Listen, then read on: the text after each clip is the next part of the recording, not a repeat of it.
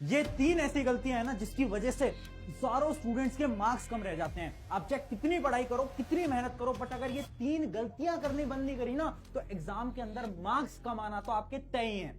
सो hi everyone, मेरा नाम है Prashant, mentor of thousands of students, और आज बात कर रहे हैं तीन ऐसी गलतियां जो कि आप सब कर रहे हो जिसकी वजह से आपके मार्क्स कम रह सकते हैं। उसके साथ साथ उन सारी प्रॉब्लम्स के सोल्यूशन भी बताता हूं, बट उस प्रॉब्लम को समझाने से पहले एक सिंपल सी कहानी समझना। और ये कहानी एक लड़के की नहीं है, ये कहानी तुम सबकी है।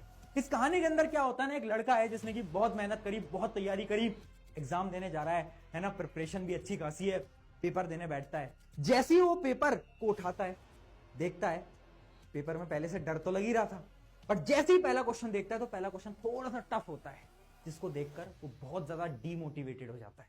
उसके मन में ख्याल आने लगते हैं कि यार मैंने तो इतनी मेहनत करी थी, मेरे पेरेंट्स को क्या होगा अगर मेरे मार्क्स अच्छे नहीं आए, मेरे रिश्तेदार तो मुझे ताना सुनाएंगे, मेरे दोस्त मुझे क्या बोलेंगे, और वो बहुत ज्यादा घबरा जाता है।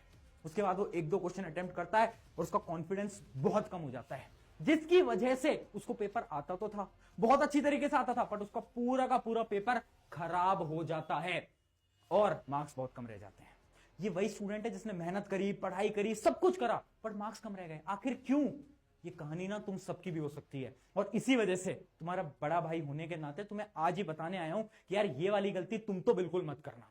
अब ये जो प्रॉब्लम है ना, ये प्रॉब्लम तुम्हारे साथ हो सकती है, बट ये होती क्यों है, इसके पीछे के आखिर रीजन क्या है, उसको एकदम डिटेल में समझते हैं, सोल्यूशन भी दूंगा, ध्यान से सुनना। सबसे पहले समझते हैं प्रॉब्लम हो क्यों रही है। तीन मेन रीजन है। पहला रीजन है लैक ऑफ रिवीजन, यानी हो क्या रहा है ना, हम पढ़ाई तो बहुत कर रहे हैं बट हम रिवाइज नहीं कर रहे हैं। अब इस कहानी के अंदर ये स्टूडेंट क्या